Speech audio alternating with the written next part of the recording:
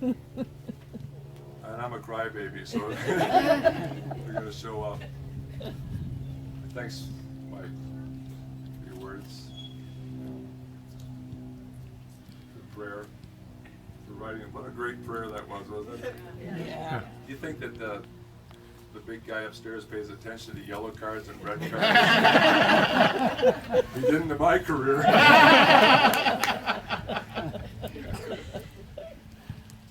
Thanks to IA also for all the work you guys have done to piece this together. Planning committees, Tom Stock. Thanks to John Haws with all the work he did with planning. I know he fought some good fights. Rob, John Young, Michael Cummings, thank you. Mike Krauser, look at you, awesome. I got former players here who've come in from literally all over the world. Torov is here from Berlin, Germany. It's just awesome.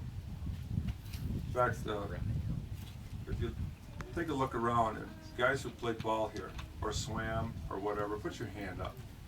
We're part of my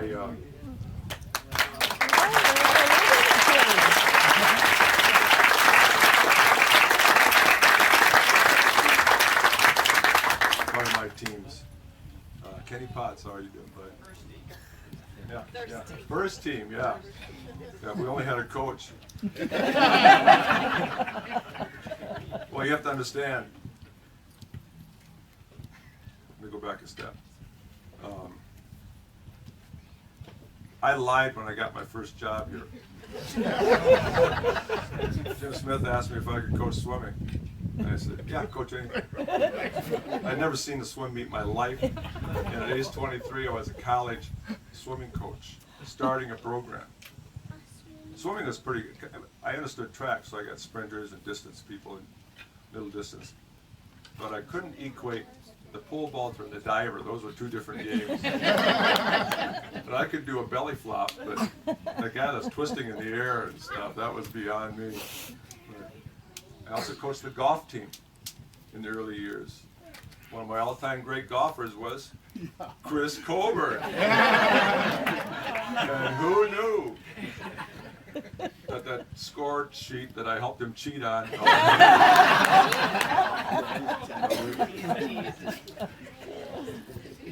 I also have to thank the Lilly family, Leroy and Colleen Lilly family. Without their help,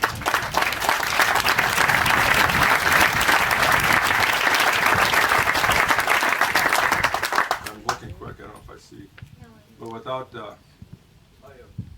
talked to Leroy this morning. He's not very well. oh shoot, okay. Leroy and Colleen were very instrumental in recruiting a lot of great players from their house. He told me after my first season, he realized that I needed help. He said, Pat, we know the state champ team at Cooper. We know the parents, we know the players. I'll invite them over, you come down and talk. We got 5 of their starters. The first year we were 500 or a game above 500. The next year we were 15-0-3. And we ran like that for 11 years. During the decade of the 80s, we had 2 losses at home that I can remember. We lost to the Tommies when their doggone helicopter showed up. And we lost to the last game in the round of 8 in the national championships to the eventual champion. We lost in overtime 2-1. And John Moynihan scored the goal. And Johnny's here somewhere. Yep, there you go. One of the greatest celebrations ever. Running around with wet pants. But I need to thank also my brothers coaching at St. John's, who I spent so many years with. Jim Smith, John Gallardi right down the line, Terry Hogan I see. Thank you guys for making life easier here for sure. And Smitty for giving me a chance and believe in my nonsense about I can coach swimming. And thanks also to my assistant coaches. My first assistant coach is here, Jay Trobeck. He drove up today from Sioux Falls.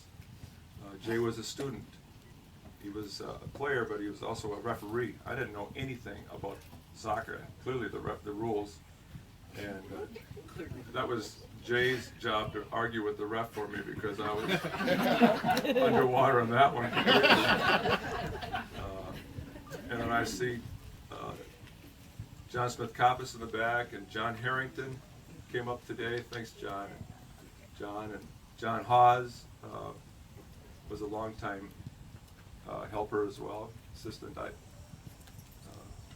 Maybe there was a smart thing that I did, and that was to find people who knew something about the game, or surround myself with champions. John Harrington taught me how to not swear. Well, it was swear, but how to talk to a scoreboard when the time's not ticking fast enough. So we got that at McAllister in a tough game. And I should recognize Matt Sikich. Please stand, Matt. Matt was a coach in the early to mid 70s, and he brought home a title in 77. He really kind of got this thing going in the right direction, from kind of a club style to varsity soccer style. Thanks, Matt.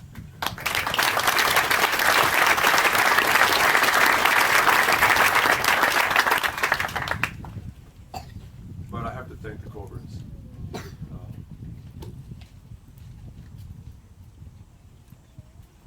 Your gift has been stunning.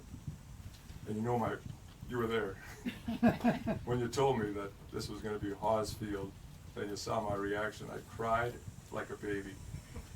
I get teary-eyed, but this one was a flat-out sob. And Mary Ann was sitting to my left, and Chris Coburn to the left of her, and Dan and Mabel were across this big table in President Bob Koopman's apartment, where we had a meal. And I thought we were invited there to thank the Coburns for a gift. And all of a sudden, Chris starts talking, and I go, oh, I think I know where this is going. And when he said, and we want to name the field the Pat Haws Field, I lost it.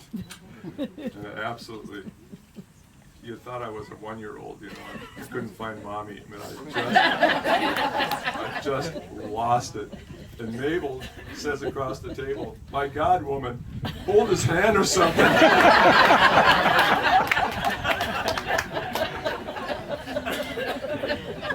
And then I told my real story about being expelled from high school and all. And as Mabel was leaving that night, she says, "Now you keep your nose clean."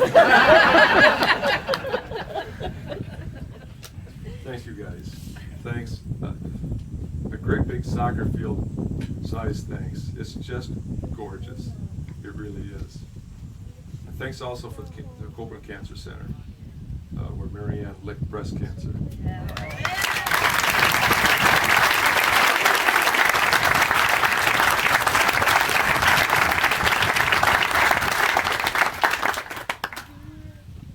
People around here know about your generosity, and we're very appreciative. And I buy all my bananas now at Coburn's. I should introduce my family, starting with my wife. Last night I said of 43 years. She said no. I said 42? No. 41. Okay, 41 years. Hurry on, please stand.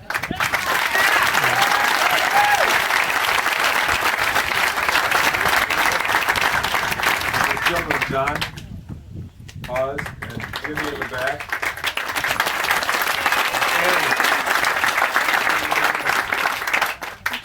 She had to go? Okay.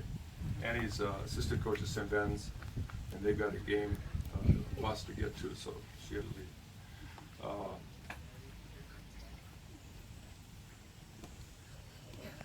leave. When Chris said we want to name the field Pat Haws Field, when I was crying, I was thinking of Terry Haws, my dad. My dad was a tremendous high school and college coach. He was at that time, he finished his coaching career here at St. John's. He was assistant coach to John Gallardi of football, and he was a head wrestling coach. I talked to him 36 hours before he passed away. He stopped at our place on his way out to Cleveland, where he and his wrestling team were going to defend the national title. They won national titles, the teams. His teams were awesome. And at that time I was coaching and teaching in high school. And Dad said to me, "You want to coach, don't you?" And I said, "Yeah." He said, "Get to college as fast as you can." 5 months later, I had a job at St. John's. Mm-hmm. I don't think I would have made that move without Terry telling me, "Get to college as fast as you can." All I ever wanted to do as a coach at St. John's was to make my dad proud of me. And I don't know if I did or not, but I bet he's pretty proud of me.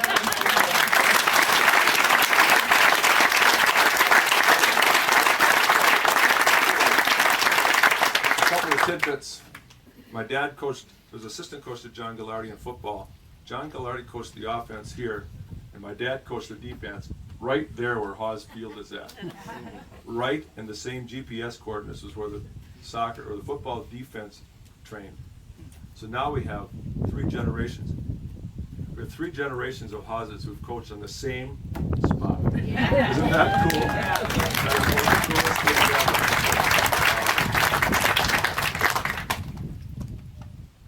My father and his brother Larry Haws were my high school coaches, football, wrestling, and track. And they were a team together. They won all the time. But would all of the Hawses please stand? Faye, Larry's widow is here, and your children, Faye's children and spouses, please. And my brothers and sisters, please stand up. Yep.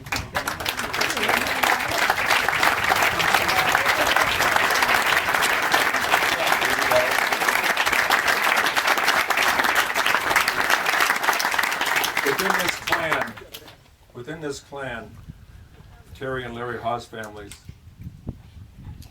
I've counted nearly 20, I think it's about 19 or 20 people who have coached at one point in time in their lives. Can you imagine that? 9 of us have served as high school or college head coaches. 9, including my sister Momo, who's an attorney now. She's a high school swimming coach. And Kelly, Colleen, it's just an incredible tradition. Look at this we got. Go ahead and claim it's yours, Kelly. Yeah. But on the scoreboard, you'll see Haws Field. For the first time I looked up there and saw that, I went, "Oh my Lord, it's real." One of my best buddies in Division III soccer was the head coach at Wheaton College in Chicago. Joe Bean is his name. He won twice the number of games that I ever did. He's a great coach and a great man. Coached there for a long time. A couple of years ago, they remodeled the Wheaton College soccer field, and they named it after Joe Bean. I think I'd rather play on a Haws field than a bean field. Would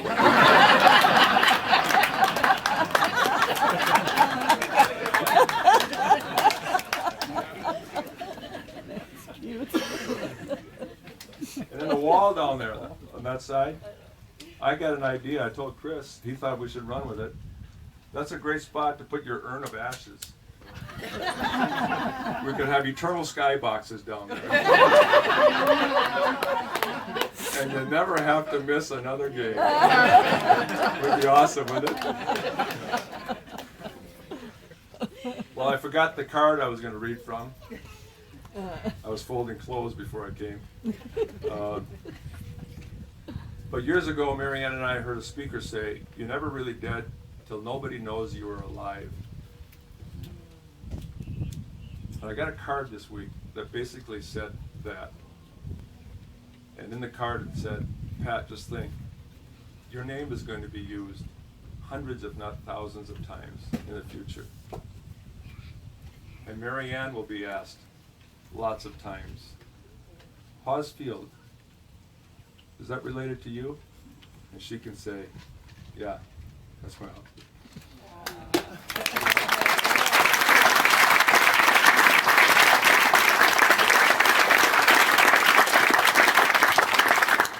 Thanks, y'all. Thanks. Kelly's got her Cathedral cross country team here is going to be running around a little bit, passing the hat or something. They're going to do some training here with their Haws Huns t-shirts. Anyway, thank you. We need to get on to the game. Go Johnnies.